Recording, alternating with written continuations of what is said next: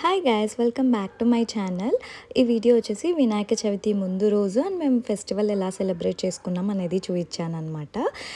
Festival అయిపోయి చాలా days అయిపోయింది కదా, కొంచెం లేట్ అయిపోయింది వీడియో అప్లోడ్ చేసేసరికి. అండ్ మీరందరూ ఈ వినాయక చవితి చాలా బాగా సెలబ్రేట్ చేసుకున్నారు అని అనుకుంటున్నాను. మేము కూడా ఈసారి చాలా బాగా చేసుకున్నాము.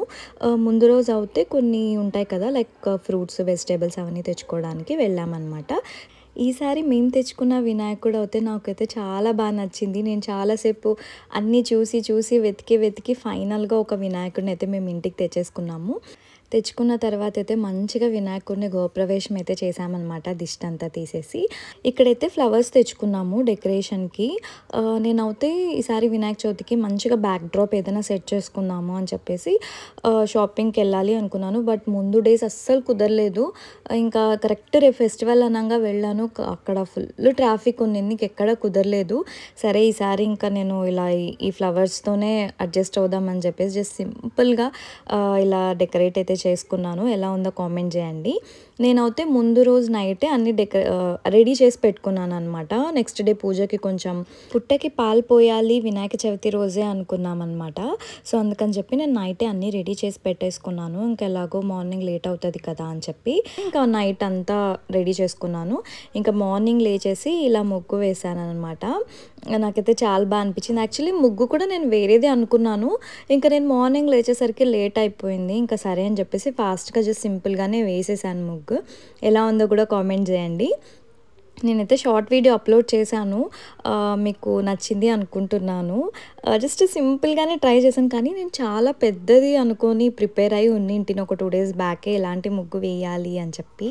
ఎలాగైతే ఏముంది, ముగ్గు అయితే బాగా వచ్చింది కదా అని నేను ఇంకా కొంచెం హ్యాపీగానే ఫీల్ అయ్యాను.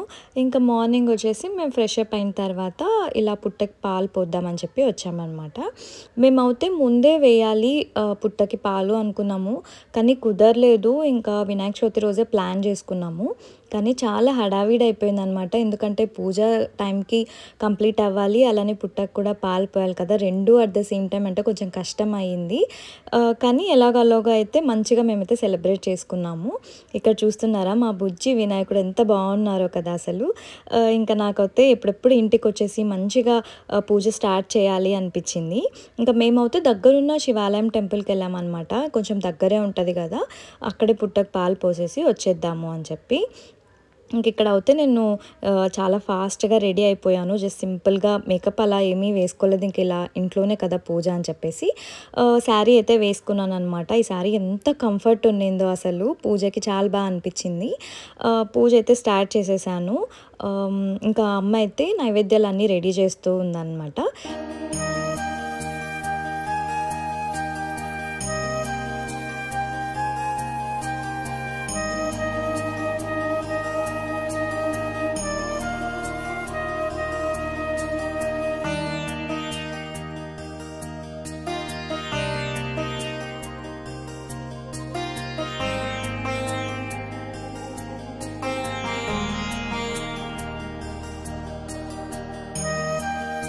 మేమైతే ఇక్కడ చిన్నది వినాయకుడి విగ్రహం ఉందన్నమాట, దానికైతే అభిషేకం అంతా చేసుకున్నాము. అండ్ తర్వాత పూజ అయితే స్టార్ట్ చేసేసాము, కథ కూడా చదువుకున్నాము తర్వాత. అండ్ ఇక్కడైతే మా అమ్మ 5 types ఆఫ్ ప్రసాదాలు అయితే చేశారనమాట. అండ్ మీరు చూసారా, ఇక్కడ నేను, మా అక్క, మా అమ్మ అందరం బ్లూ కలర్ వేసుకున్నాము. అసలు అనుకోలేదన్నమాట. తర్వాత అనుకున్నాము ఏంటి మనమంతా మ్యాచింగ్ అయిపోయింది అన్నట్టు. ఇంకా ఇక్కడ అయితే టెంకాయ కొట్టేసాము, పూజ అంతా కంప్లీట్ అయిపోయింది. ఇంకొకటి ఏంటంటే ఆ రోజు సాటర్డే అనమాట. నేను ఎవ్రీ సాటర్డే ఫాస్టింగ్ ఉంటాను, ఇంకా ఆ రోజు కూడా ఫాస్టింగ్ ఉన్నాను అనమాట. ఇంక ఇక్కడ అయితే నేను దేవుడికి మంచిగా దండం పెట్టేసుకున్నాను పూజ అంతా కంప్లీట్ అయిపోయిన తర్వాత.